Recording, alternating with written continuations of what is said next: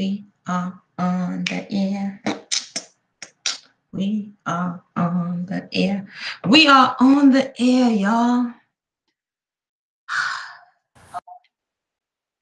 We're on the air. We're on the air. Greetings and welcome back once again. All praise be to the Creator. I hope we are doing well with this here discussion. There's so much stuff that's on my list that I kind of got a peep of yesterday, and then something comes up and something comes up and something comes up. But this one, sometimes when something appears to you,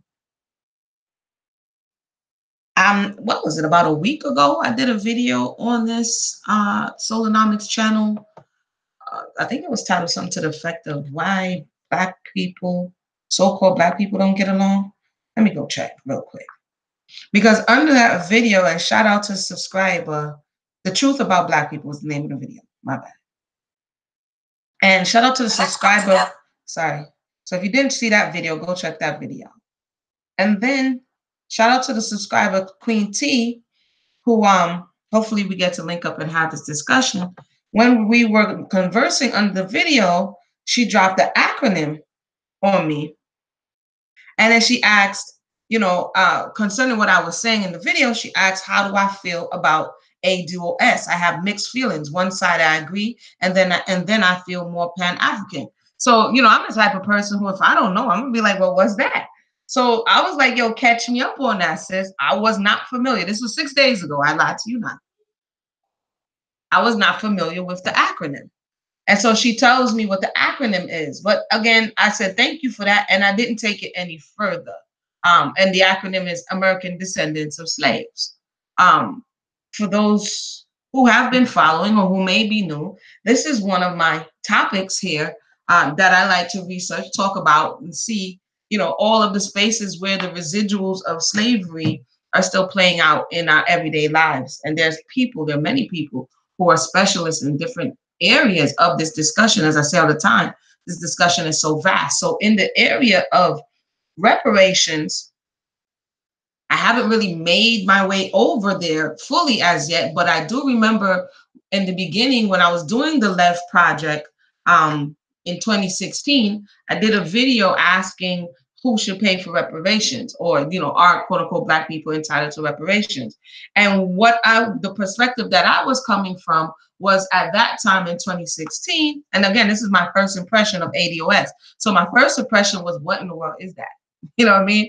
And I asked the subscriber Quincy, and she told me, and I was like, okay, American Descendants of Slaves. But I didn't know it was connected to a whole thing.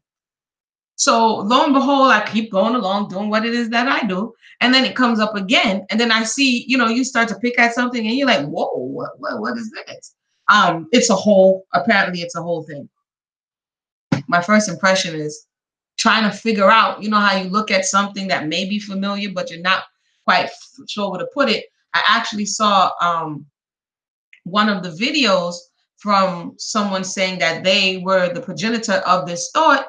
And then I saw Yvette Carnell, who used to be a time ago when I used to interface a bit on that platform. I spoke to you yesterday about being on the platform. So I guess I talk a little bit about, I used to share my videos on Boyce Watkins' platform back then. I remember her being a part of the Your Black World team, right? You've been censoring. Person Kid, what's up? Yeah, y'all didn't hit me to the game. So I'm seeing me, with my research, I'm like, whoa. So I had to stop myself, and you be like, okay, you know what? What's the first thing that comes to mind? So the first thing that comes to mind after I've heard a bit about it, and they said there's not a website as yet that you can go and kind of streamline what's going on. So you have to listen to a lot of videos to try to piece together what this is about. What first comes to my mind, or my first impression, is, okay, Reparations Council and the HR bill. I think I read it on here before. I'm not going to read it today, because I think sometimes when our people hear reparations, we're just thinking a lottery ticket or money. And coming from the actual getting the facts of what actually happened, about what went on, and me being in that space and seeing how people often are not interested in hearing the full narrative. I find it interesting when money is attached to the narrative, then all of these people are saying ADOS, ADOS, and I'm like, whoa, okay, a lot's going on. So when you go to HR 40, which has been, John Conyers has introduced this bill over and over and over again. I put the link in the box. The Commission to Study Reparation Proposals for African Americans Act. And when you go into it, overview is to acknowledge the fundamental injustice. That means my issue is before we can try to get someone else to acknowledge, we have to process our own pain, our own issues. This is the area that I stick on. Process your own issue, process your own pain, so that when you go to ask for whatever you're asking for or demanding, you're no longer asking to a certain degree, right? But if you are still triggered by certain things and affected by certain things, then you have not regained the power that was taken from you. So to acknowledge the fundamental injustice, cruelty, brutality, and humanity of slavery in the United States and the 13 American colonies between 1619 and 1865, and to establish a commission to examine the institution of slavery, subsequently de jure and de facto racial economic discrimination against African Americans, and the impact of these forces on living African Americans, to make recommendations to the Congress on appropriate remedies and other purposes. So, off the rip, this sounds like a very long and arduous process. That's the first thing that comes to my mind. So when I'm seeing a lot of the videos and I'm seeing a lot of the people who are kind of like, yeah, yeah, yeah. And I'm like, wait a minute, how much time, energy, and effort are you vesting into this? Because they're looking for people who are proficient in certain areas that can make recommendations to Congress on appropriate remedies. That means you have to, and I saw one of the men, he said he went to UCLA and he studies, what's going on in the residuals of, the wealth distribution. But that is important. But there was more than wealth that was taken from the people. And many argue, what I've heard a lot of arguing is that if you give the people in the current condition wealth, it's going to soon be gone. You know what I'm saying? It's going to soon take wings and fly. And then you're going to be in the worst position because now you're not going to have a leg to stand on. But I'm going to continue.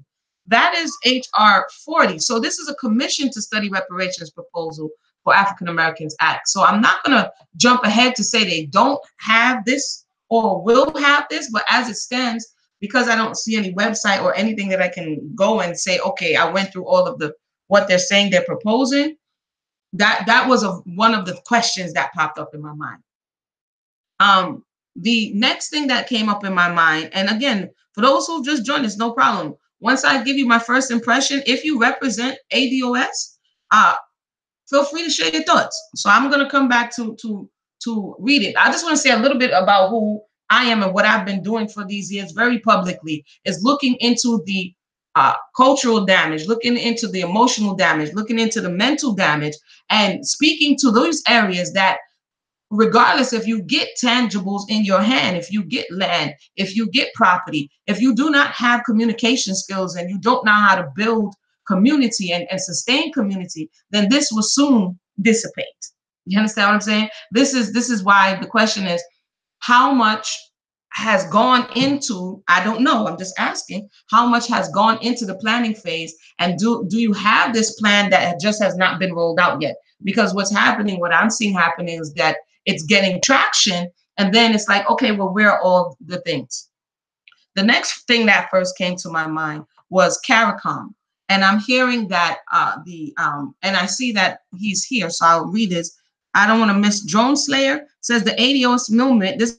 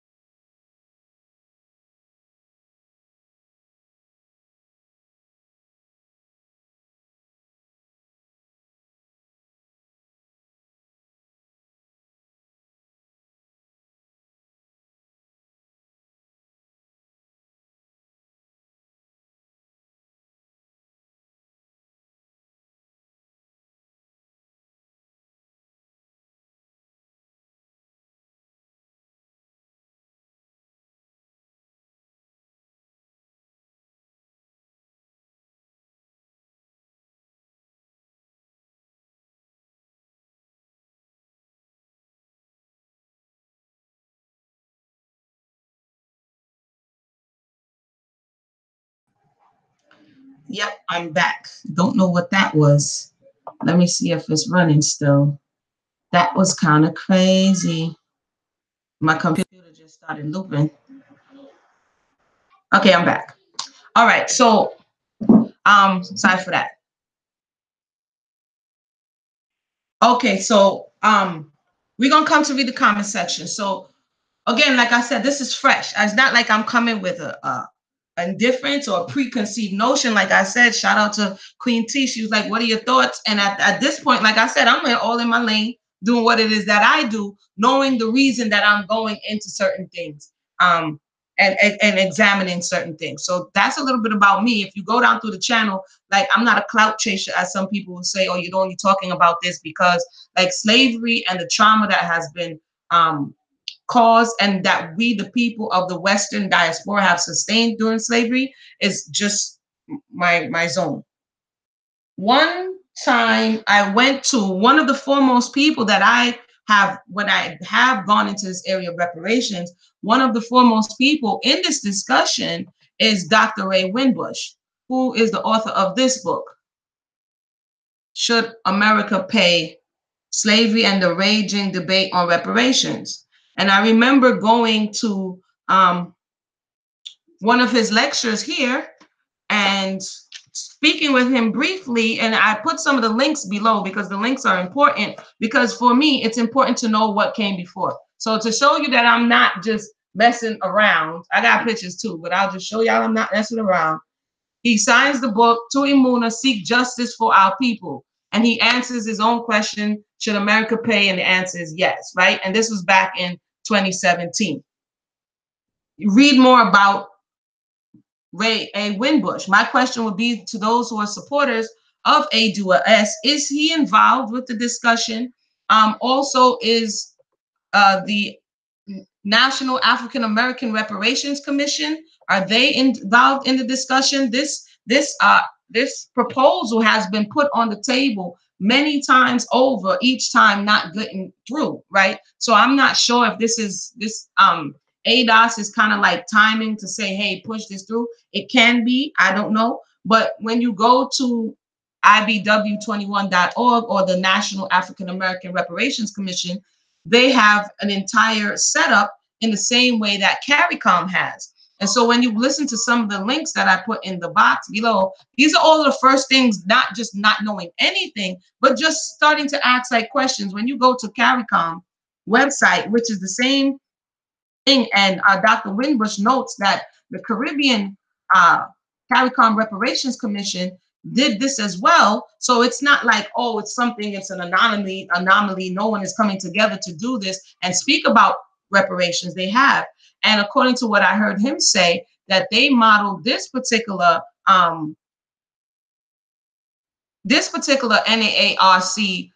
10-point plan after CARICOM's plan, because there's so many different intricacies when you look at the institution. This is why it's the commission to study. When you look at who is your enslaver, who was the people that were over you, to what degree do we go to? Are we going to talk about the Spanish who were in the South? Are we going to talk about the French? How does one, if you're saying it's only not African American descendants of slaves, in what colonies? In what place? In what time? How far do you go back? How do you substantiate this? There's so many questions that come to my mind because, like I said, studying slavery, one will say that this is a very complex issue, that it needs longevity to really get to the root of it, and not, I'm not saying that this is what this is, but not just like it's going to happen. You know what I'm saying? It needs people who are willing to go through the work that it's going to take to say not only that you're going to get it, that you're also going to keep it to a certain degree.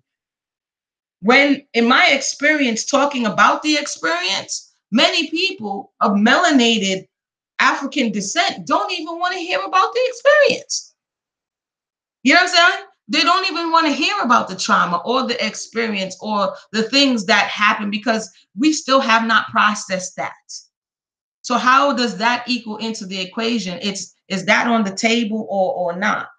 Some of the things, like I said, how invested are we in knowing our own narrative? so that when you are coming before Congress or when you are on committees, that you can actually in real time um, bring forth reports. And because this is, you're petitioning, if this is what it's under HR 40, it's not like, aha, here it goes. I hear a lot of numbers, this amount of trillion and this amount of billion.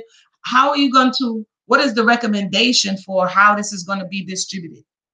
I think I hear a lot of pushback for people who may be coming from Caribbean heritage or African, as you can hear my accent, my family came here from the Caribbean.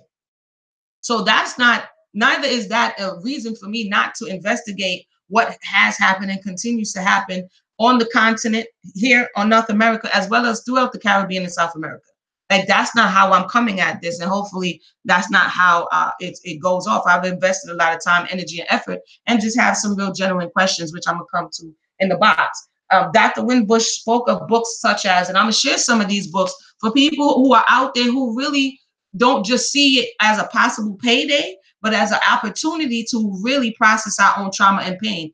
I mean, melanated people, when they come together, if indeed that this NAARC is already established, and now we have another commission or movement that's in the same vein, then why wouldn't they work together when they're within the same vein? Let me read the overview of NAARC before I show the books.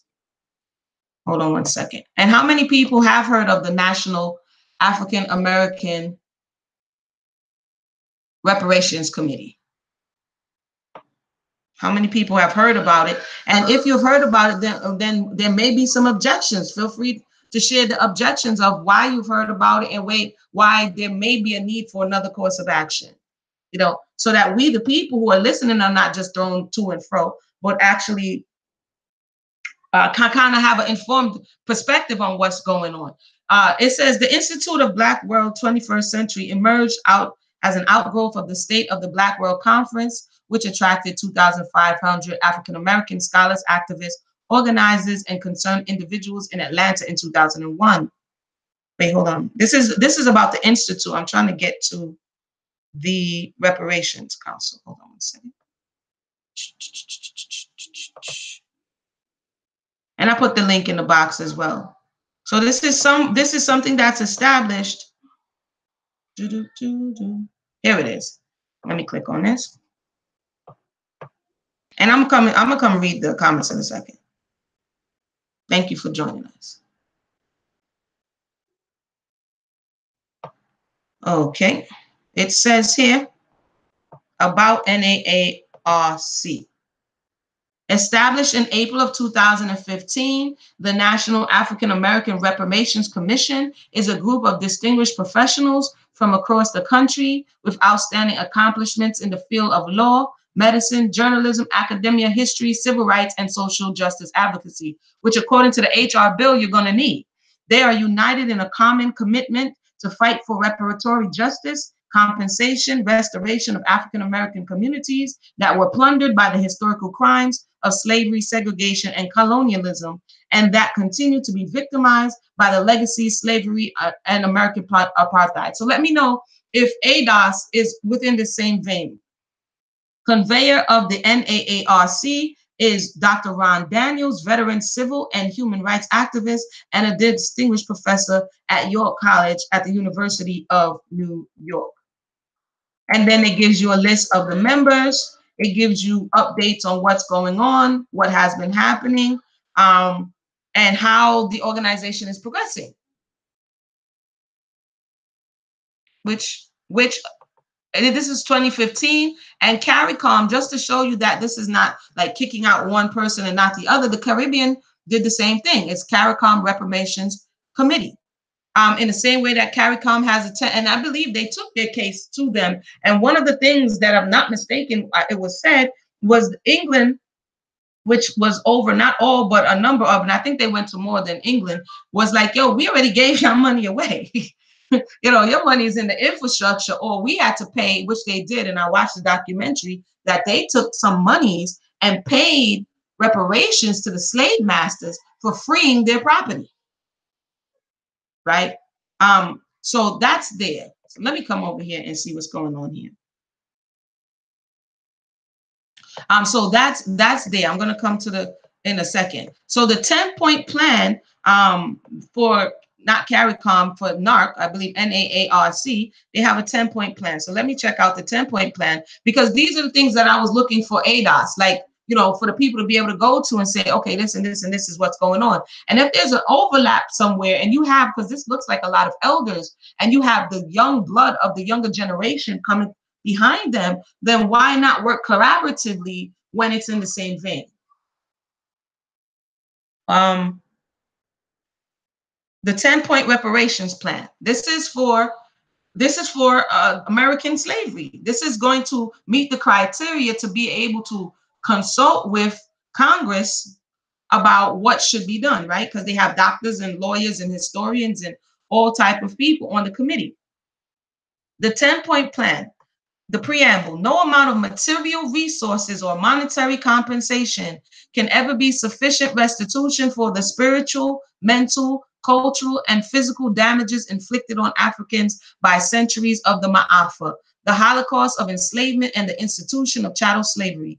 These crimes against Black humanity, as affirmed by Durban Declaration and Program of Action, were responsible for the death of millions of Africans who were ripped from their families and nations to labor for the enrichment of industries, commercial and financial institutions, and individuals in Europe and the United States. In large measure, the wealth of the new American nation was accumulated from centuries of free labor, brutality extracted from enslaved Africans. With the abolition of slavery, the emancipated sons and daughters of Africa suffered systematic, often violent repression, oppression, exploitation, and deprivation under Southern apartheid and de facto segregation in every region of the nation. So this is talking about America.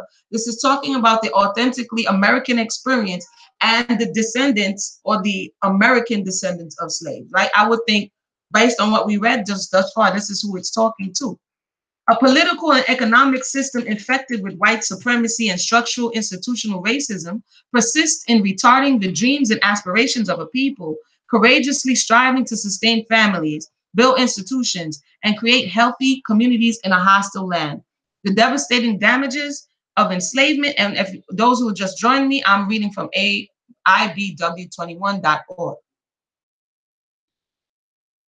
The devastating damages of enslavement and systems of apartheid and de facto segregation, the whole redlining conversation, right, span generations to negatively affect the collective well-being of Africans in America to this very moment. Indeed, despite the civil rights, human rights gains achieved by Black freedom struggle, the crises that continue to plague millions of Black people are incontrovertible proof that the disease of white supremacy still permeates the socio-economic and political culture, structures, institutions, and systems of this society. I can read on, but it is there. When they speak about the original sin, that is the original sin of slavery, not only in Americas, but throughout the diaspora. But in this case, they're addressing and they enumerate all of the things. When you jump down, they have a 10-point plan. For those who just joined us, let me know if you are well. Like I said, I'm gonna come and read the comments. But these are the first things that came to my mind in just having done prior research and kind of hearing what's being said. And I'm like, wait a minute, are some people doing this? I'm not. Are they doing it, or can we work? Can you work together? Because they might say, you know, Amuna, you have Caribbean heritage, so you might fall under CARICOM. You know what I'm saying? I'm married to a melanated man from whose parents are from America, or who were dropped off in America. So I have a vested interest in knowing what happened across the diaspora. Some people may not. So it's for me, because for me, it's not necessarily about the payday on any side of the conversation, which that will come. Like I said, for me, it's about the healing, that we need to continue to have these very real and present conversations. But the 10-point plan, a formal apology and establishment of Ma'afa, African Holocaust Institute. We do see something that went the other day in DC. They had, what's the name of the new institute in DC? Not institute, the museum, the African American History Museum. They have a new museum. I think it's the decade of It was declared by the UN, if I'm not mistaken. I have to go back and get all of this stuff in my head, but I'm talking about our first thought right now. The second plan is the right of repatriation and creation of an African knowledge program. The third point is the right to land for social and economic development, and you can go into reading of these. The fourth part of the plan is funds for cooperative enterprises and social responsible entrepreneurship or entrepreneurial development. The fifth point is resources for resources for the health, wellness, and healing of Black families and communities. The sixth is education for community development and empowerment. The seventh of the 10-point plan is affordable housing for healthy Black communities and wealth generation.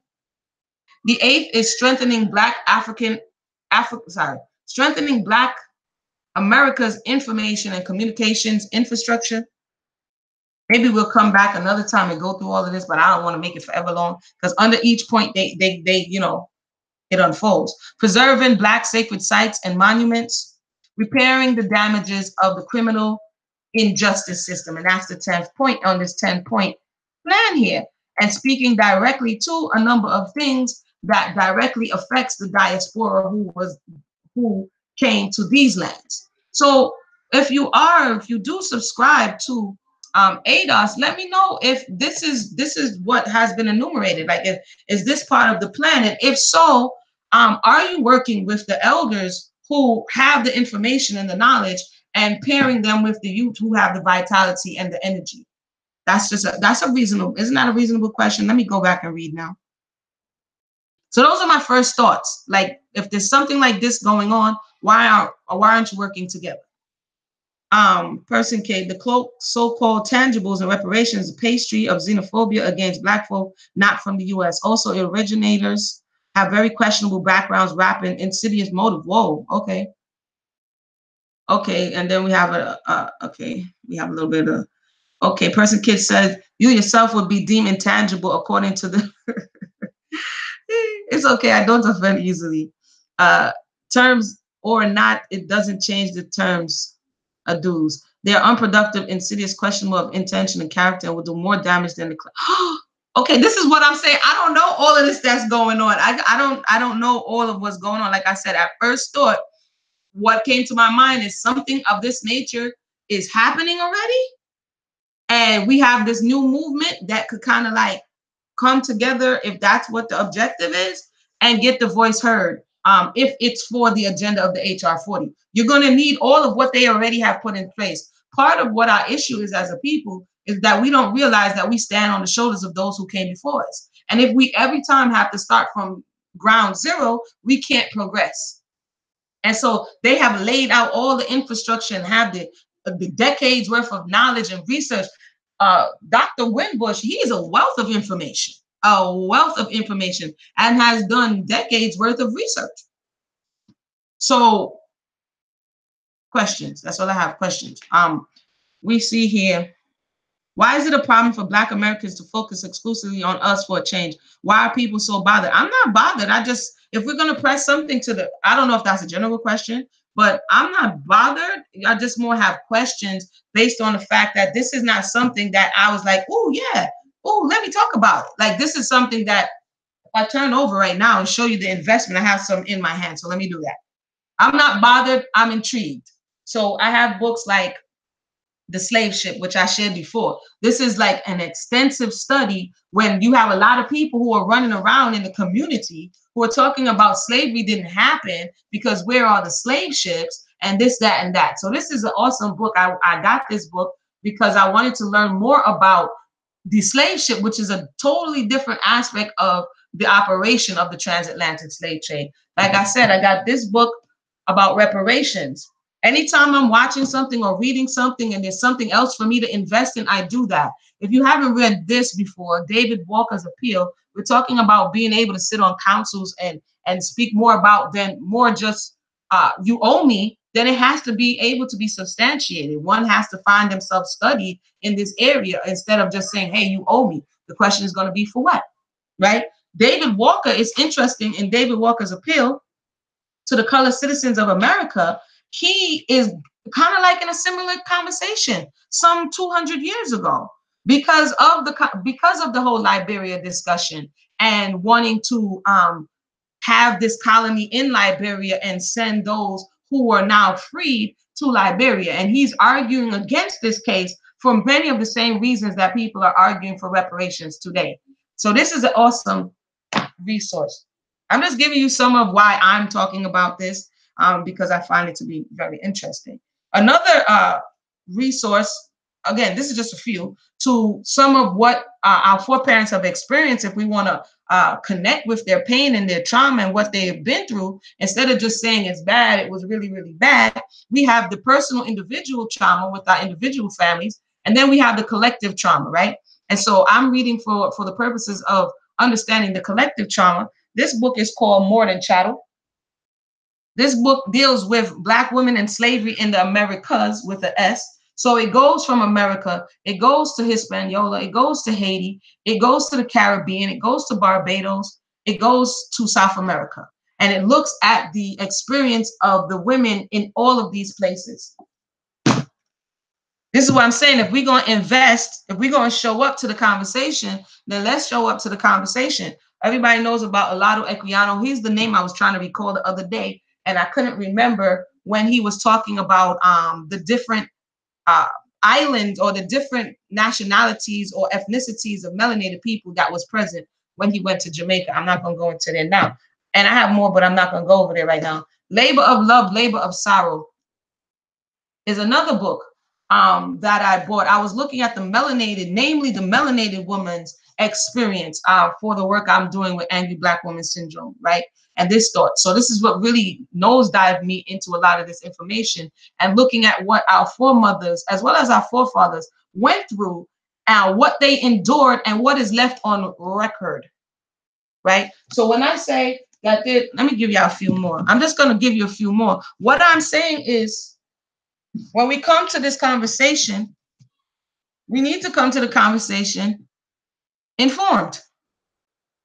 Not only because we want something from someone else, but we owe something to our very own ancestors who we are now claiming to get something. Like, if money wasn't on the table, would we still be putting forth the same energy and effort to understand what happened? That's a question. Hold 1 second. I'm going to get you some more resources that I found very helpful. 1 second.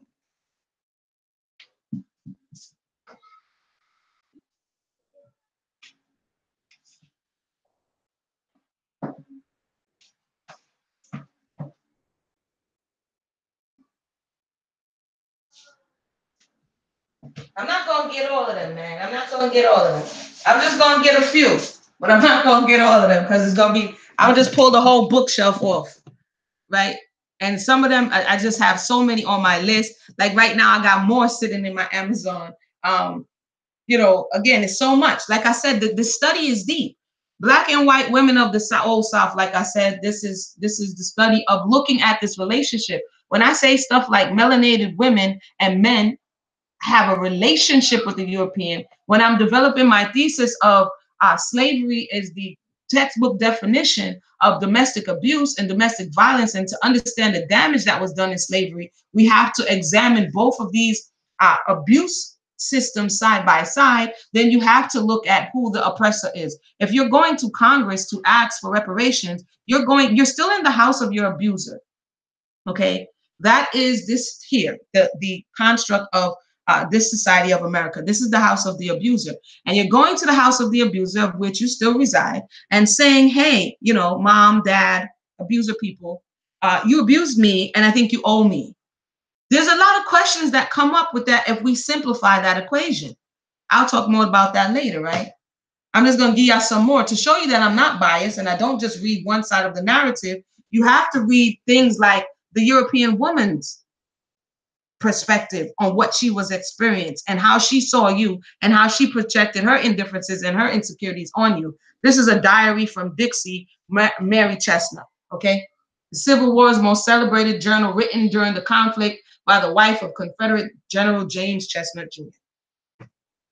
Okay, how many of us are interested in investing this much time, energy, effort, and resources into understanding what happened?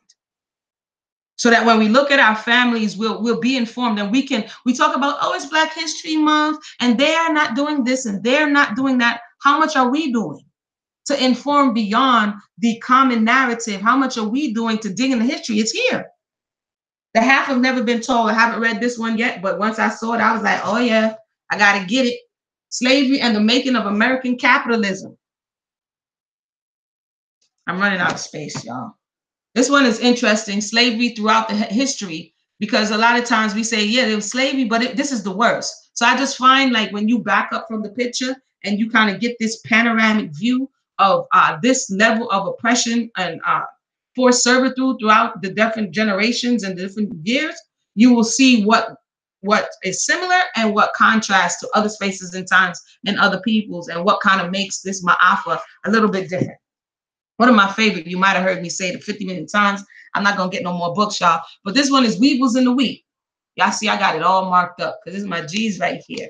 This is over 300 real-time experiences of those of our foreparents who were on this side of the waters, their experience with their very different slave masters and their varying experiences. One of them, which is wild, which was from one woman, I'm going to have to pull it, who when the slaves, the enslaved individuals heard that they were free, she didn't want to leave her slave master.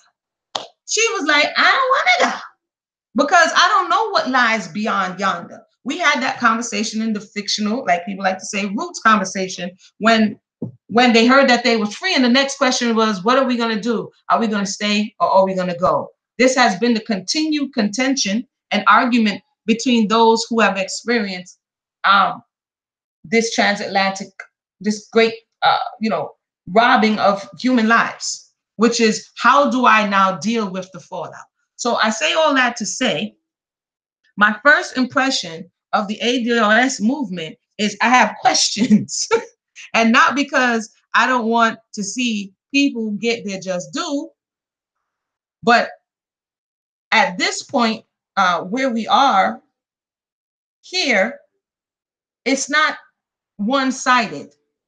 And if you are going to coexist to a certain degree and have your melanated brothers and sisters who are still here amongst you, there's a saying that you don't want to cut your nose to spoil your face. Meaning, once you know the history of where you are and what has happened in times past during Reconstruction, when people started coming up and making moves, and what came after, during the time of Black Wall Street, when people started making moves and making progressive moves, and what came after, knowing the history of the fact that money in and of itself is not necessarily going to be the saving grace.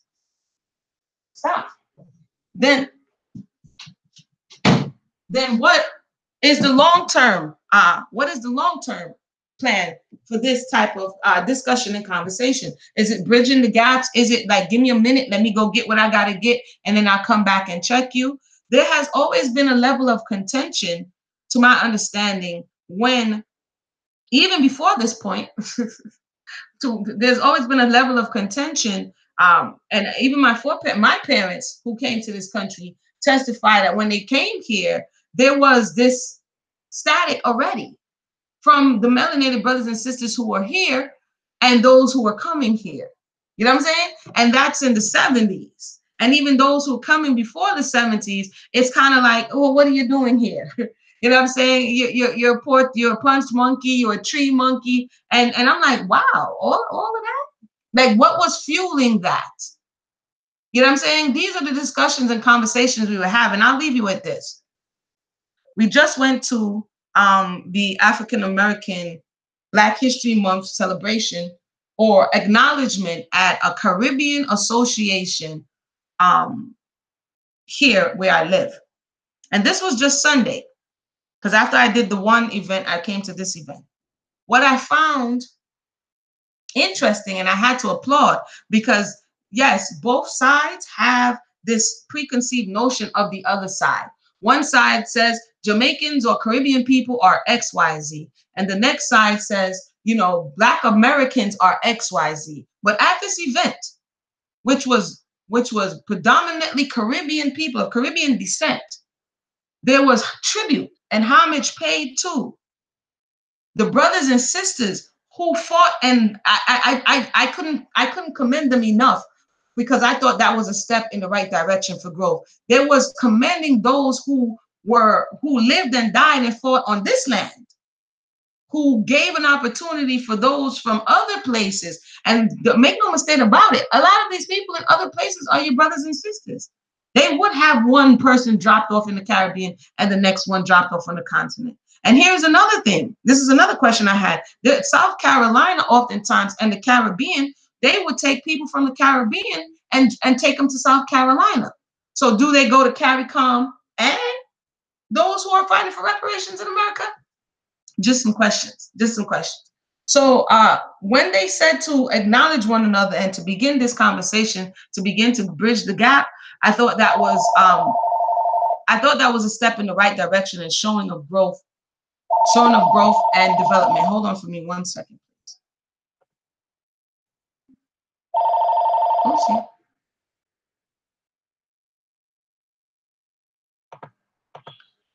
Okay, they answered it. So yeah, that I want to say that I lost a lot of people at that point when I started to. I see a lot of people like, oh, okay, I'm out. Like when we come and take that truth, that truth, you know what I'm saying, and be honest with ourselves. I see a lot of people's like, you know, oh, homegirl is going in too much. But you know, the point that I'm making is my first impression is I have questions. You know what I mean? My first impression is, like I showed you, something is going on that's remarkably similar to what's being said. It is in alignment with what HR 40 says is needed. It's established. They have been having conventions and meetings and plan layouts and communication, if I'm not mistaken, with CARICOM, which they see as their brothers and don't see it as a slight to do what CARICOM did here. You know what I'm saying? So I see that level of willingness to have a conversation and understand that I don't have to dismiss you in order to do what I need to do here. So I see all of those things present, and some of the response that some people are giving with African descent. What is it called again? I'm sorry. African descendants of, oh, not African. Hey, Queen T, what's going on? This one is for you. Some of the stuff that I'm seeing on American descendants of slaves is what some would say, based on at first glance, is a bit more. It's a bit more. I don't know. I have to wait on that. I'm gonna hold my peace on that one. We're gonna have to see. We're gonna have to see. Let me finish reading the comment section. ADOS is an anti-African. Hold on. Person Kid. So Person Kid, let us know. You seem like you have more experience with what's going on in this area than I do. But Person Kid says ADOS is an anti-African, anti-Caribbean, anti-Black, anti-hetero, anti-intelligence. Wow.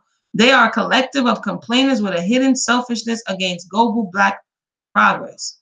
Wow. Okay, and then that's when Drone Slayer says, why is it a problem for Black Americans to focus exclusively on us for a change? Why are people so bothered by this? You know, concerning that topic, this is not the first time necessarily that melanated Americans have focused solely on themselves. I remember reading at the Martin Luther King Institute. Is it the Institute? Well, they have like all of the old documentations. What's the name of it? Because I did a study on that. What's the name of it again? Y'all tell me. Hold on. The Martin Luther King. Anyway, in the paperwork over there, right? I saw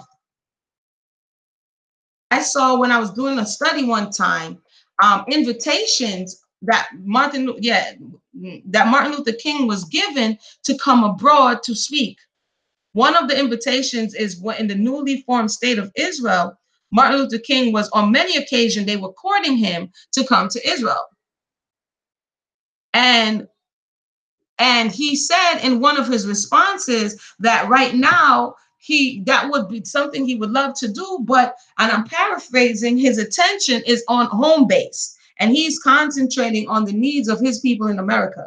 So this thought that for once African Americans just need to concentrate on African Americans, if I'm not mistaken, historically, this may have happened on other spaces in time.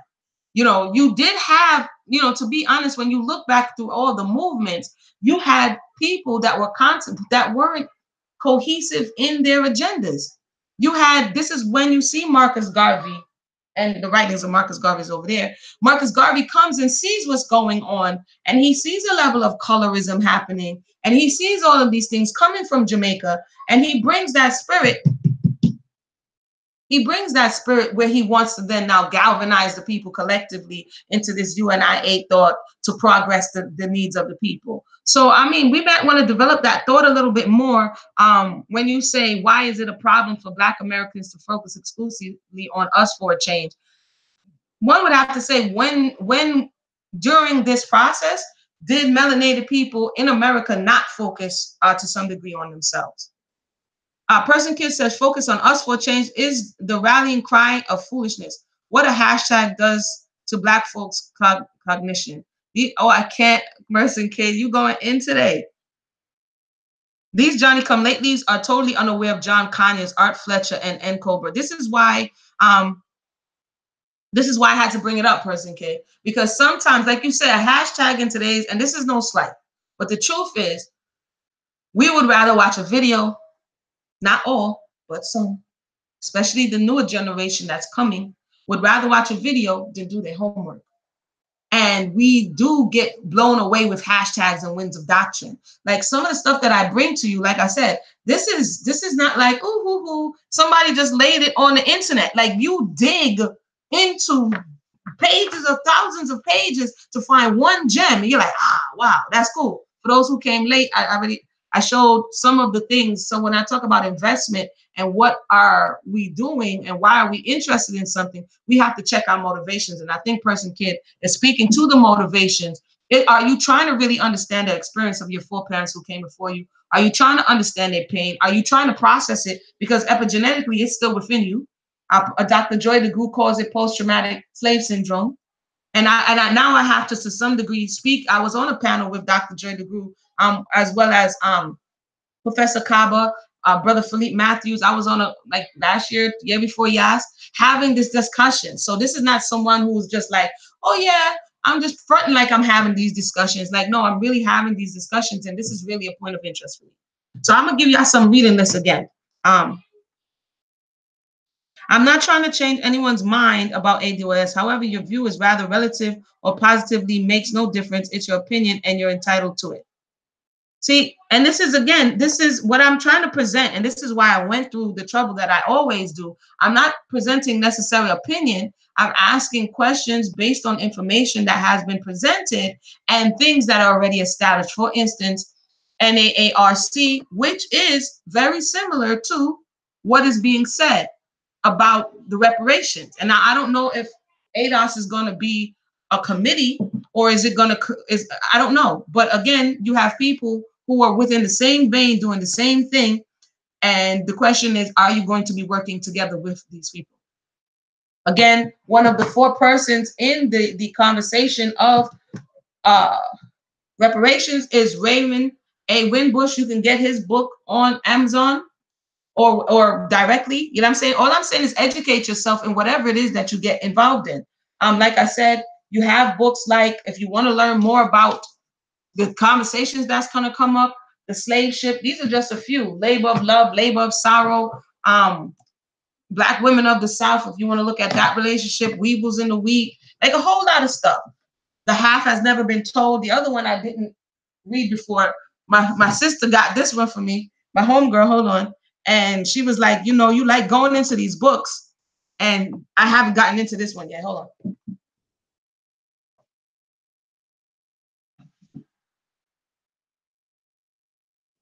Here it is. I have these. There's so much going on. This one right here, this one is a whopper. Stamped from the beginning. The definitive history of racist ideas in America. Look at this joint. This joint look like an Encyclopedia Britannica, dude. My point is, how invested are we in our own narrative? That's a reasonable question. I think that's a reasonable question. Let me go to the comment board and then I'm gonna wrap it up.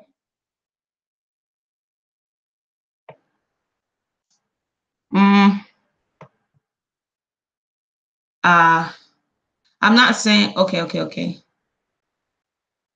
Hey, Queen T, what's going on? American descendants of slave. I don't take it as that. So maybe how I apply it, I think we have a separate agenda. However, I still feel connected with my brothers and sisters. I look at ADOS for a political gain. I agree with reparations, but in various streams, not just money. And that's my question. In what way? Because it's not just money that was taken.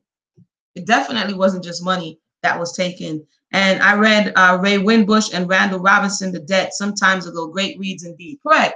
So we can come on here, we can share these great reads, we can have these informed conversations. You know, at the end of the day, people are going to do what people do. You know what I'm saying? But one of our things that we have fallen susceptible to time and time again is just being blown by every wind of doctrine. You know what I'm saying? Every wind of doctrine, everything that sounds good, we it's like we play lotto. You know what I'm saying? Let me get 100 on green. You know what I'm saying? And then we get disappointed each and every time because we're not prepared, or we have separated our interests, or we didn't harness all of the resources that we already have before us. Like I said, when you look at what they're doing, the elders are doing, this is a lot of resources in one room. So the links are in the box. The links are in the box so that you can learn. The National African American Reparations Commission rolls out preliminary template reparations plan at Congressional Black Caucus Conference 2015. And the chairman of CARICOM, which also has a commission, was there as well. So I would think that one needs to work together in order to make it work. But, that's just me. My name is Amuna Yisrael. Those are my opening thoughts on this conversation. I will definitely continue to be paying attention as well as doing. Queen T says, I want policy, land, money, and systems. Okay, Queen T. I'm glad. Thank you for that. Thank you for that. Now, as I was listening to Professor Winbush before I came on here, he spoke about Belinda's petition. I haven't read it yet, but now it's in my Amazon cart, okay? And he spoke about Belinda's petition because the interviewer asked him, when was the earliest time that he's like, how long has this reparations conversation been going on? Hold on 1 second.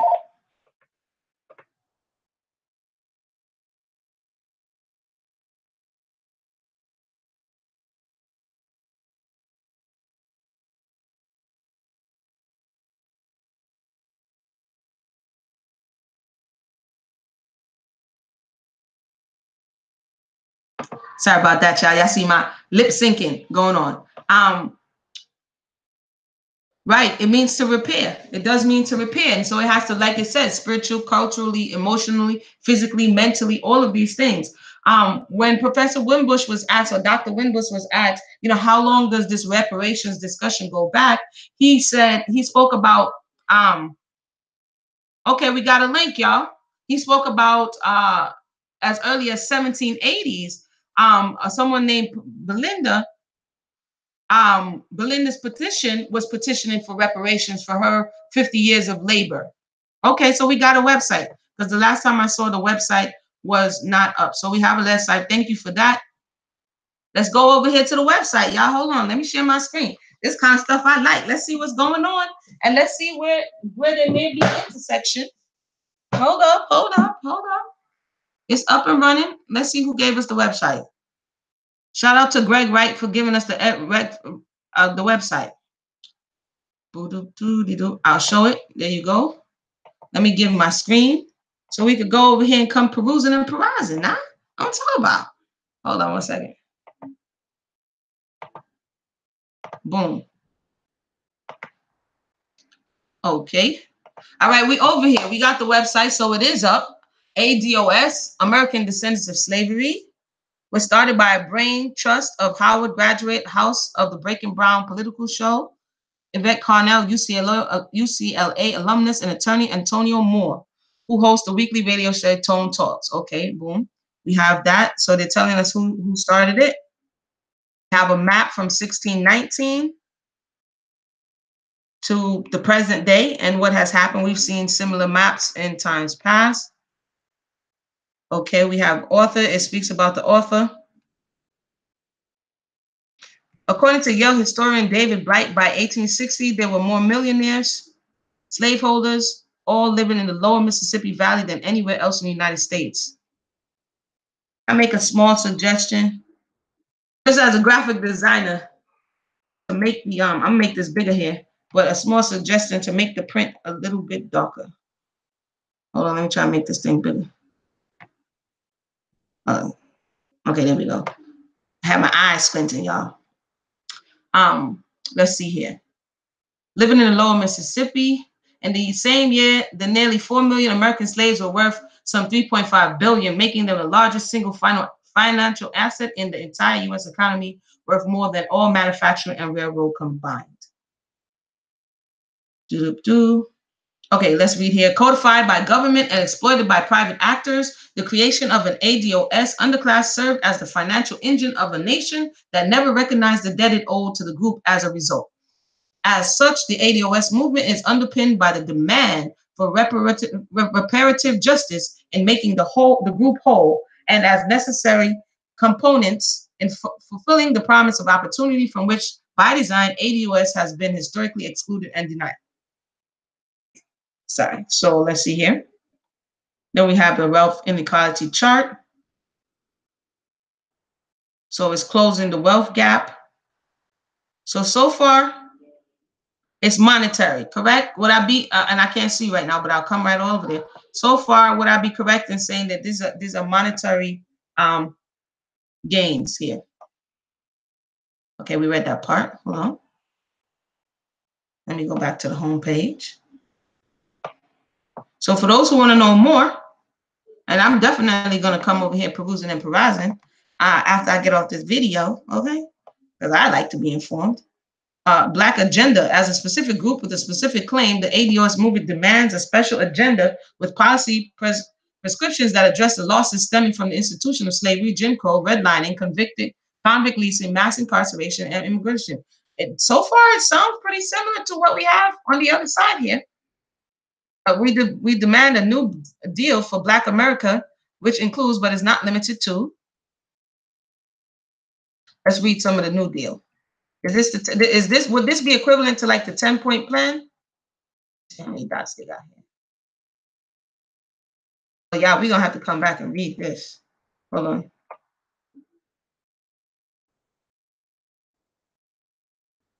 Let's see. America has never atoned for its original sin in slavery in the form of reparations. It is our position that H.R. 40 be passed and additional supportive measures implemented. We need to gather the data on the level of wealth that was lost as a direct result of slavery and the era of Jim Crow that followed. In the paper, 40 Acres and a Mule in the 21st Century, economist Sandy Darty of Duke University assessed of today's value, and then it goes into the value. Okay, so we're going to have to read all of this for those who are interested to learn more. Hold on. And then there's a conference. It's coming in Louisville in October. There's a conference coming up. And then it gives you more information about the founders. Okay. And then in conjunction with that, thank you so much for sending that over.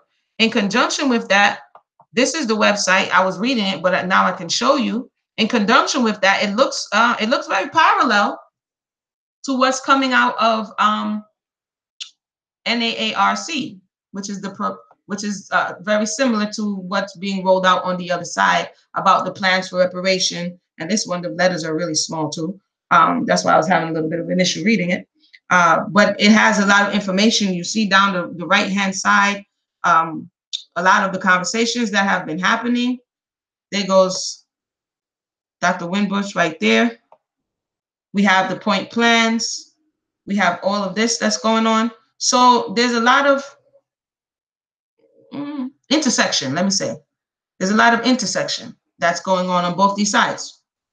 So I want to thank you for that. Like I said, I'm going to definitely read more about that there. Hold on, let me release my screen.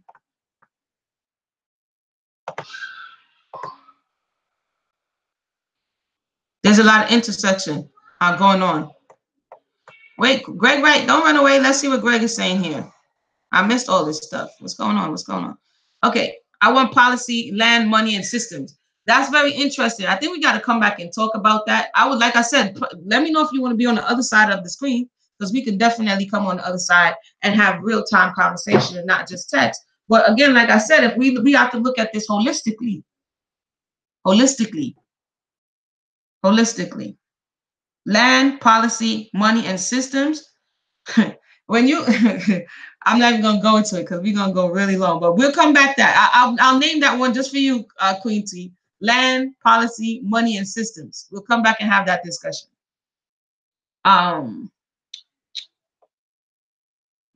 It should have occurred in 1865.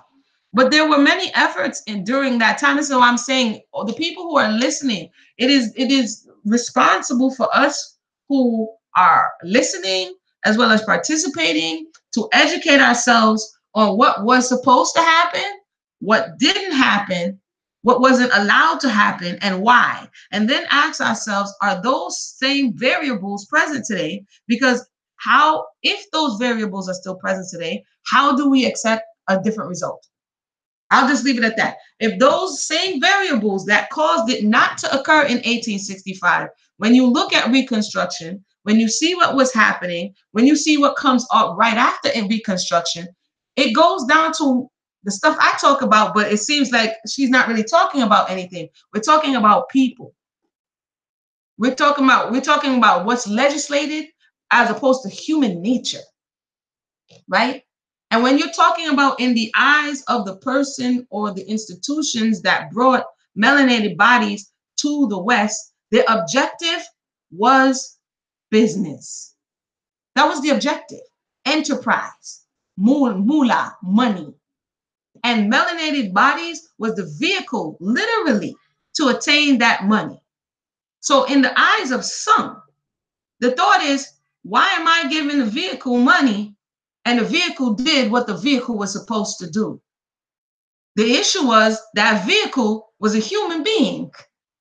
And the persons had to wrestle with this thought process. They were wrestling with it then. This is why I read the minds of the European and how of that time, not this time, because these are their great-great-grandchildren. But when they were unbridled, when they had no chill, when there was no political correctness, I want to know what that thought was, because that thought is what's really backing this thought. But because we live in such a PC world, you might not hear it, but it's still there. Like what I shared the other day about now I made me forget. What did I share the other day? Oh, about Anne Kimball. What was her name? Grimke, who was talking about the justice system and talking about that a European man can do something that's frivolous and it be called frivolous, and a melanated man do the very same thing and get the death penalty. And that was from one of the abolitionists. I forgot her first name, but her last name was Grimke.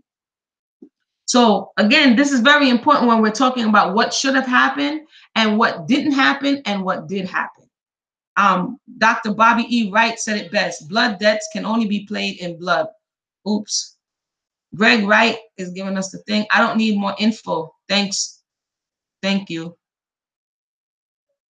Just do it. I don't know what YouTube this is. I do need more info, Queen T says. Okay. Yeah, there's so much info. Claude Anderson tried to in the 70s, but fell short with affirmative action. Greg says he left. He out. Poker Princess, let us know what you're sharing. ResearchGate. Sometimes it stops the thing. So just let us know what you're sharing. Mostly monetary, but if you follow these too closely, you'll see it's xenophobia is cloaked very well. What they say, do, and practice diverges greatly in this so-called ADOS. Would love to communicate one day on the other side of the screen. Yeah, we're going to set it up, Person Kid, Queen T. Those who are out there, I already know Queen T said she was willing to do it. We're going to set it up. I'm going to set it up, definitely. Set the date, see if everybody's available. You come on the other side of the screen and we have this discussion. There's so much to talk about. And there's so many things that frustrate us. Like you said, this person tried it and that person tried it and this person tried it. And then the question is, well, why didn't it work? When you look at what when you look at what Thomas Jefferson said, what his concern was, it's still the same concern. This is why I'm like, yo, it's all in the history. This is the very same concern that they have today. What if someone gives you all of these things collectively? One of the major concerns is why you saw the lashback of the Nat Turner situation be so great, the way in which it was, is because the question was, these dudes, there's a guilty conscience of what was done. No matter how much you try to convince yourself that this was right or this was just, or you rationalize it, that's what they call white fragility. And there's a lot of European people who have written on and discussed openly white fragility. And I put that in quotation marks. And it's this awareness and consciousness that you have done something that, or your ancestors have done something that's gravely wrong. And with that goes a guilt complex and a hypersensitivity that anything that might implicate that person or group of people. And so small offenses are met with like this overreactive. It's like, okay, you don't know the dude is cheating. You don't know the dude is cheating, the husband. And you may ask, oh, you going to the store? Why you always ask me if I'm going to the store? And you're like, whoa, what's wrong with you? Why are you carrying on like that? What's going on with you? Because he's aware of what he's done, even if you're not aware of what he has done. Do you understand what I'm saying? And so that is always on the mind. This is why when you see, sometimes when they see a melanated body, especially a male body, even if he's unarmed, he represents a threat. Do you understand what I'm saying? So we have to understand that this is more than just, this is psychology, this is spirituality, like this is a whole lot of stuff. And if we just have this linear approach to what is happening, who is going to empower you, the descendants of slaves, who possibly or may not have an axe to grind, to rise up over those who have not come to terms with what their ancestors has done? Like, again, go back to the domestic violence situation. If you're the domestically abused child and you still live in the house with your parents, will your parents equip you with money, access to bank accounts and weaponry or whatever the case may be, and sleep well at night knowing what they did to you as a child?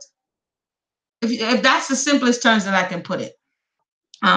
How do we change our history is the question. I think it's a matter of first understanding it, because there's so much we don't know, Queen T.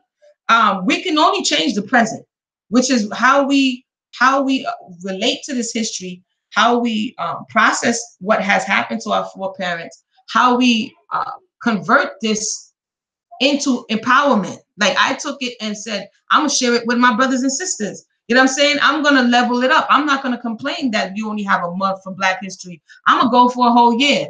You know what I'm saying? I'm going to keep reading until they don't want to hear it anymore. And I'm going to keep talking about it and seeing all the places in which the history is still present and how we can address it in real time. So I only could talk about what I've chosen to do with this history. But first and foremost, I would say to process it first. Yeah, the Thomas Jefferson reference. He over there on the shelf too. Thomas Jefferson, y'all got to get into it. Thomas Jefferson was dropping them jewels and telling on everybody. It's the notes somewhere around here. The notes of the Virginia plantation. Somebody. Thomas Jefferson is telling all the business. He's the one who talked about the need for public schooling and the need for getting everybody on the same page, right?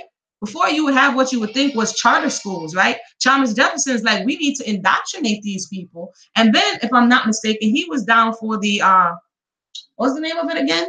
The Colonization Act. And this is what David Walker was fighting against. Because Thomas Jefferson is like, yo, the best bet is let's raise some money and get these jokers out of here. Because if and when they wake up, it's about to be a wrap. So when we talk about there's a real and present fear, the simple terms you laid out were indeed on point. I agree. I want another outcome for once. Maybe we are tired. Finally, we use history not to change it, but to create a new one. Yep. Yeah. You can't change history because it's gone, right? The only thing we really have is the present.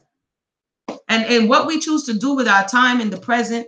And like I always say, it starts with the individual and then the family And then, you know, that family bond, and then the entire family, then the community, and then the collective. Oftentimes we're trying to, some of the things that don't work for us are because they're not following the natural laws of nature. The natural laws of nature is something has a point of impact and then it reverberates out. You put the seed in the ground, it has a point of impact, it begins to grow roots, and then it reverberates out. But if it does not grow solid roots, if it's not strongly rooted, it's not going to succeed. When you throw a pebble into water, you'll see that first part of impact, and then you have that ripple effect. And a lot of times we are that point of impact, but we want to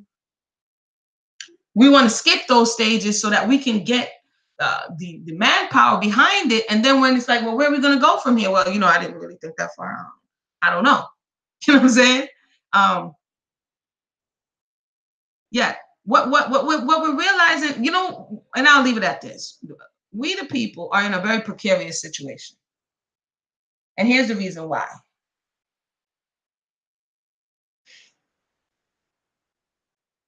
It's the split between, you know, blood, sweat, and tears played for this land. I'm not going anywhere, or going back to another place where you don't necessarily feel like you fit in. Or if you say you're going to go back to the continent, you have been disconnected. It's kind of like a new breed of people. Even though you came, we the people came as different ethnicities, the experience and the trauma bond of the experience has really created a new breed to a certain degree because of the experience. It's like, okay, for instance, when someone came from the block, someone comes from the block, someone comes from uptown, someone comes from money, but they all end up in prison, which is this traumatic experience. When they come out of prison, they have formed this bond because of that traumatic experience that they experienced collectively. And they may begin to identify more with each other now than with the people in the places that they formerly resided in. And so you have this kind of new breed of mentality or person because of that experience. That's kind of what it is here and throughout the diaspora, all to different degrees. So I would say that I would agree that the degree of a lot of the melanated people who are in Americas, it varies from the experiences of others, because in the Americas, to a certain degree, for most, the culture was like stripped. So you have in South America where they had remnants of the culture, and you have in the Caribbean where you were able to hold on to remnants of your culture. But here, there was a concerted effort to do the Toby. You know what I'm saying? To wipe the mind of where you were from. And it had a more lasting effect to a certain degree. So it's like trauma upon trauma, you know. And so again, that's a long story. Y'all just reminded me of how many more book reports I have to do over here. But hopefully that was helpful. I might put a whole list of some of the things that I found helpful. And really, like I said, pick a spot, because if you try to do it all, it'll just be overwhelming. Just pick a spot that you want to learn about. If it's your parents, and that's the next thing. What I found about the ADOS was, if you're talking about the individual, are they equipped? Because you got to find out, like, who's going to do the work to find out whether or not you qualify. You know what I'm saying? And what are the steps for the individual, if that's the case, to do the work to determine if they qualify to get the tangibles? Because it's not like, for some, it can be a very arduous process. If the elders have passed on, the grandparents, the great grandparents, and you don't have that information, that's another thing that some people have lost, even with this newer generation, is that oral transmission of the stories and information. And so people have to really be vested in that, even if it's on their own personal journey, to go through the court records and go through all of these places to kind of find out who is who and who is what and who came from where. And then what if you find out your ancestor wasn't a slave? What if you found out they was they were never enslaved and they were freed men? Now what? What if they were in Plassage in New Orleans, right? What if they were in Plassage in New Orleans, okay, and they married European men because they came over from Haiti when a lot of people were coming over from Haiti who were of the upper echelons in society. Again, this is history, and they settled in New Orleans, Louisiana area, and they weren't even enslaved, and they owned slaves. Do they get some money too? I'll wrestle with y'all. There's just a lot of questions I got going on in my mind. Um, Queen T says, how do you get over the anger of the experience being stripped of our culture? Let it burn. Because when you look at the grieving process, if they say even when you lose something, right? What a lot of us are experiencing is the loss. So when you look up the grieving process, I'll briefly do it for you. Okay, 5 stages of grief, right? It's natural to grieve when you lose something. What's happened is because we have continually been in a survival state, we have not been allowed the opportunity to grieve. So there are people who say that there are these different stages. They all don't happen the same for everybody. When someone passes, this is what we usually associate with grief. But if someone passes, you may have someone who cries all the time and someone who doesn't cry. Someone who denies that the person is gone and someone who accepts it right away. Someone who bargains to say, if only I did this, then this would happen. So I would say for what can we do is that we have to allow its course. You see what I'm saying? We have to allow the emotion, the passage, this energy, the passage to pass through and be able to be purged out and acknowledge what is passing through. What am I grieving? What am I upset about? What have I lost? What have we lost? And feel. See, what happened in a lot of these places within slavery is that the slave master denied our foreparents the ability, the opportunity to feel. They said, get back to work. You know what I'm saying? You dig the grave, you dump the person in. All right, back to work, back to work. And so this is in our genome. That became a part of who they were. They experienced it. It internalized. And so what do? A lot of times we laugh our way through things. I find myself, something could be the craziest thing, and I'm laughing because that's a coping mechanism of how we have been able to cope for so long. And so for me, one of the healthiest ways that I found to deal with this situation is to identify the feeling, take some time with it, be able to put words and to profess what it is that I'm experiencing and allow it its passage. Like I said, I had to lay off reading some books, especially one of them. Like when I read, what was the name of that other book? That lady rubbed me so much the wrong way. Like I would be in a funk the whole next day. The babies would be like, Mommy, do not read that book anymore. Because just the way, not this lady, it was another, Ann Kimball. That's her name, Ann Kimball. That lady, I found her, she rubbed my spirit the wrong way. You know what I'm saying? Just in the way she referred to our foreparents, just in the way, it was just this, because it's her diary. So you have to understand that this wasn't expected for us to read. They didn't expect us to read it because first you wasn't reading number one, and this was their intimate thoughts that eventually got published. So you're getting to see what they really felt. So what I'm saying is allow it passage so that it's no longer trapped within us, and find positive ways to be able to flush these things out of our system. And having dialogue and open dialogue is one of those ways. We live under anxiety and don't realize, yeah, we're anxious every day. And so therefore you have trauma on top of trauma on top of trauma, and microaggressions and more trauma, and every day in news and bombardment and stress and job and work and traffic, and we're just a ball of nerves. And so we have to schedule out some time, mark out some time. And I found it really therapeutic to actually read their words. Read their words. Read what they said. Read how they felt. Stop projecting for us to project what we think they felt on them. There's so many narratives. I can't stress this enough. There's so many narratives on the federal. Let me take you there. This is my last thing, I promise y'all. Oh, yeah. The anxiety is definitely compounded. I'm going to take y'all over here. I'm going to give y'all one more thing. As y'all can see, this is, what's this? Wait, hold on. So the 5 stages of grief, let me do the grief before. Some say there's denial, there's anger, like you spoke about. There's bargaining. If only, if they didn't do this, if they didn't take us, we would be so much ahead. If that, this type of if then scenario that we keep replaying that never changes anything. Depression, and that's where our brothers and sisters go to alcohol, they go to drugs, they go to gambling, they're in depression, so they're looking for ways in which to escape this low feeling. And then you have acceptance, where they say that you get into a space where you accept that, listen, this has happened. Now, how can I move forward? A lot of people say, well, let's get to solution oriented. And they're carrying denial, anger, bargaining, and depression with them. So you really can't get to acceptance if you have not processed all of this. And so that's when I listen to people when they're speaking, and I'm like, you're not ready yet. You didn't even do your own internal work. You know what I'm saying?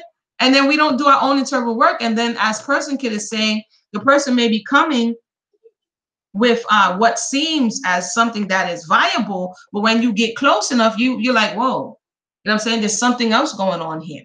There's another agenda here that is hidden. And because you lured me in with what we have in common, I didn't know that.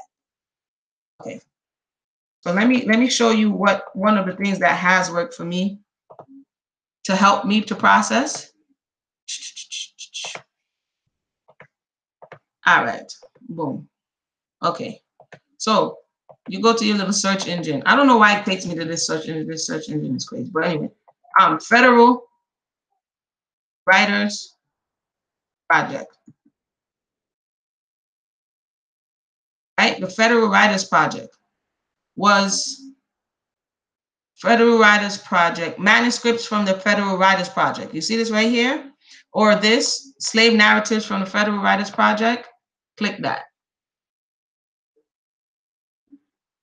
Born in Slavery, narratives from the Federal Writers Project, 1936 to 1938. So we read about it. This is in the Library of Congress. This was a huge deal.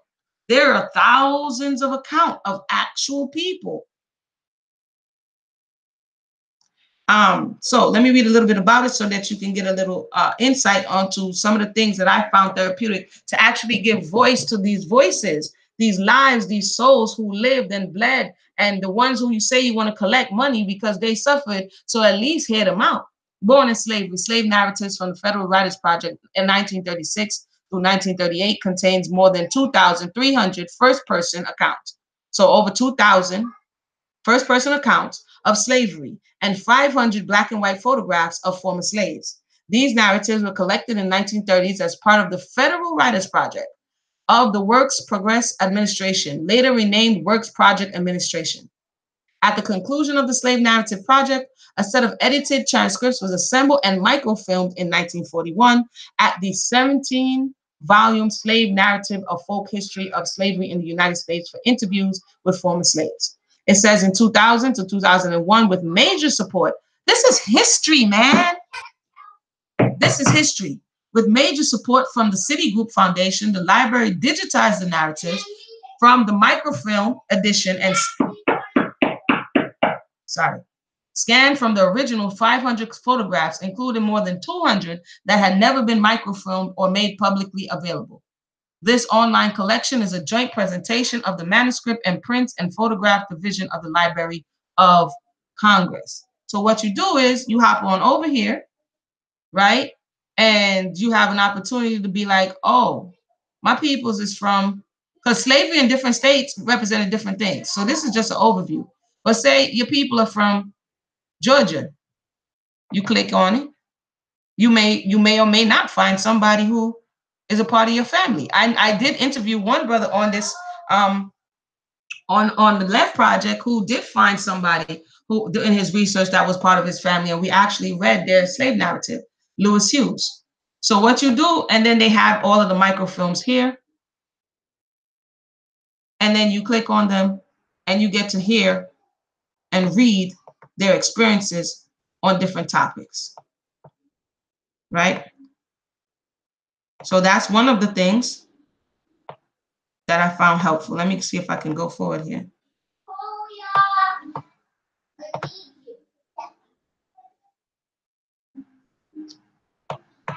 So there we go.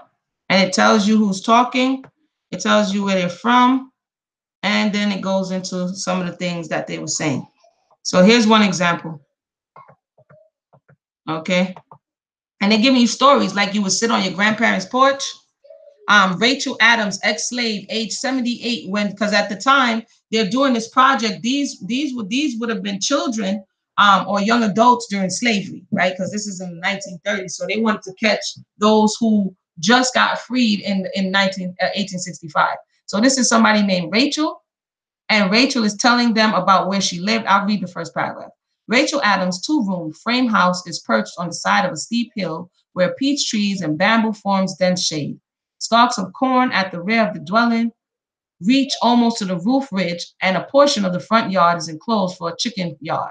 Stepping gingerly around the amazing number of nondescript articles scattered about the small veranda, the visitor rapped, sorry, I can't see, several times on the front door, but received no response. A neighbor said the old woman might be found at her son's store, but she finally located at the house of her daughter. So in that first thing, you realize that her son has a store at this time, and you know the location that she's at. So it kind of paints a picture, as opposed to what we picture in our minds. It helps us to visualize different people's experience. I know I'm running long, y'all. I didn't know I was going to go into all of this. So that's just an example of some of the tools that are accessible to us, and what things that we can use to process our. A lot of it is on our unknowns. You know what I'm saying? Our anxiety over things that we don't know and things that we visualize, and it helps. It really does.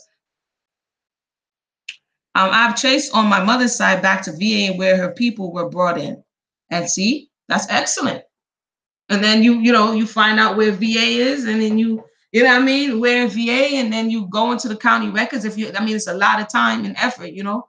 If people are still alive, you begin to ask questions. You some people go into the library and you go on microfilms, and you know what I'm saying. There's a whole lot if the person is into that, to go all the way back to find out about themselves and their family. It's a work. That's all I have to say.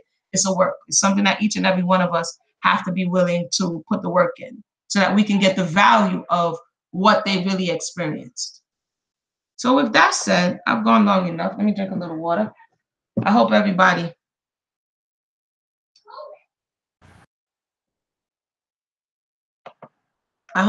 enjoyed that discussion. This was my first impression of ADOS. Again, if you represent and you would like to share your thoughts respectfully, feel free to do so. And just when we forward things to one another, just be prepared for people to ask questions. Sometimes for ourselves, we don't know the fullness, and then we get upset when people ask questions. But when we're forwarding something of this magnitude, then it behooves us to be ready to ask questions about it. You know what I'm saying? So you're so welcome, person kid. Oh, Queen T, you didn't see that they said one of the companies, this was like in the news, one of the companies who was doing the DNA testing is now giving up the DNA to the government. Wait, hold on. I don't want to lie to you. Hold on. DNA testing. I just saw that in the news. They're exposing people's data. I'm gonna tell you right now. I just saw that in the news the other day. Yeah, they're fueling medical research. DNA testing company 23andMe. Yeah, they was giving it over to pharmaceuticals. DNA testing company 23andMe now fueling medical research.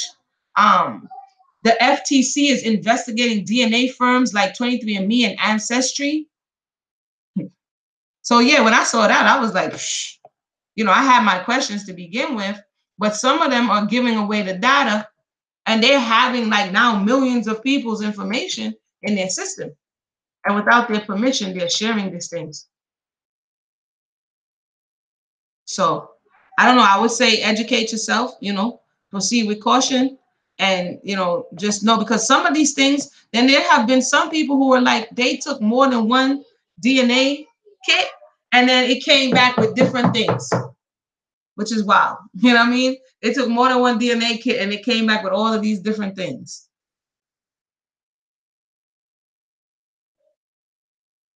Person Kid says, I have shares in ILMN, a major focus in DNA. Million says, Big Brother's everywhere. I don't trust nobody, especially Facebook sharing your info.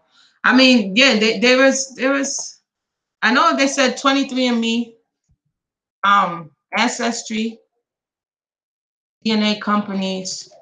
I'm gonna give y'all the links right now. Sharing info.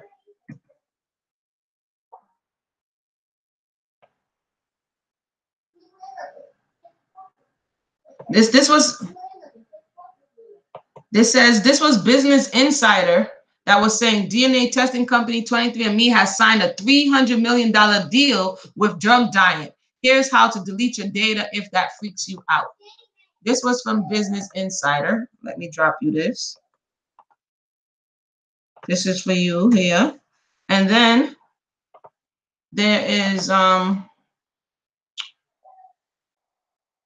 so they messing around with your data, man. Because that is like, that's DNA. They looking for stuff. Major DNA. Here it is. This is the one. This was in Bloomberg. This was in Bloomberg this year.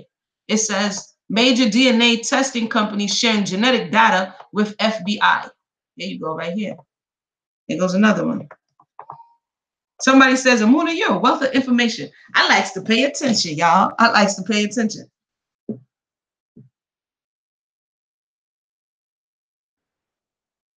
Right, the DNA.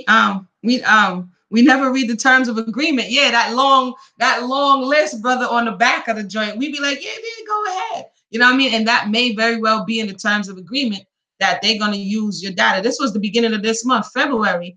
And so I wonder why anything that you see being promoted to that degree of, one has to wonder what's really going on with your data.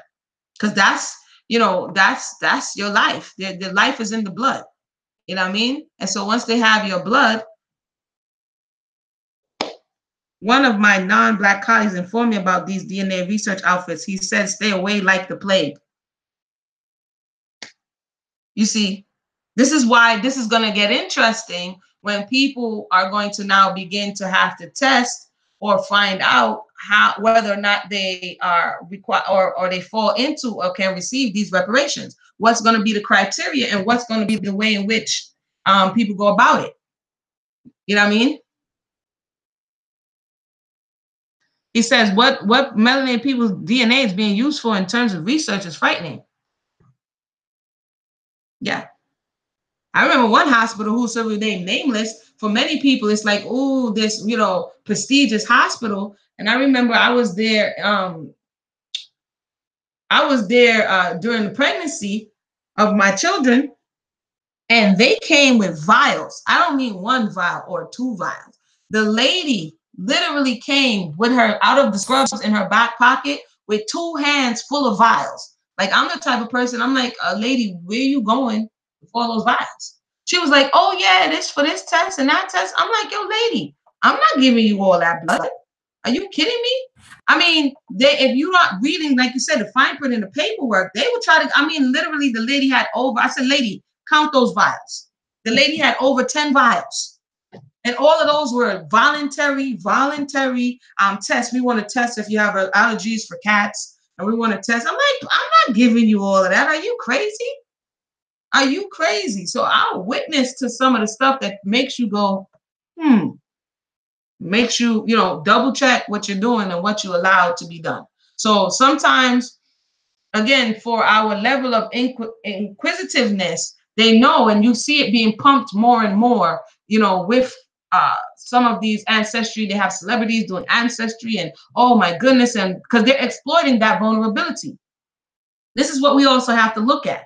They're exploiting that vulnerability of the disconnect that they facilitated. You know what I'm saying? They facilitated that disconnect and exploiting that on the other side by saying, hey, pay me, and then I can reconnect you and give you some sense of self. Like, hold on. That's some real abuser type stuff, isn't it? Maybe I'm tripping. Maybe. The abuser takes away your self-esteem, your self-worth, right? And then they give you back this false self-esteem. And it may be true, it may not be true. You go to one, they tell you one thing, you go to another, it's another thing. I'm just saying. There has been people who have had like varying results. for this one blood. You just, 1 minute you from over here, and the next minute, you 25% from somewhere else. So it may be more beneficial at this point in the game to speak to your elders who are still alive, your grandparents if they're still alive, while they're alive. Let me just say that. I'm not into that whole calling them while they're dead stuff. Your aunts and uncles who are still alive, you know what I'm saying? People who can kind of help you to get an understanding. And beyond that, we continue to pray and research and, ask for peace. But I'm going to let y'all go. I didn't know. Everybody, thank you for tuning in. Hopefully that was helpful. You can get the links. I put the links in the box as well as the links under the video for anything that I shared today. Any other questions, feel free to ask. Again, if you want to be on the panel with this whole discussion we're going to have, just drop me a link and then we shall arrange it. Shan't we? This is going to be good. All right, everybody, have a blessed night.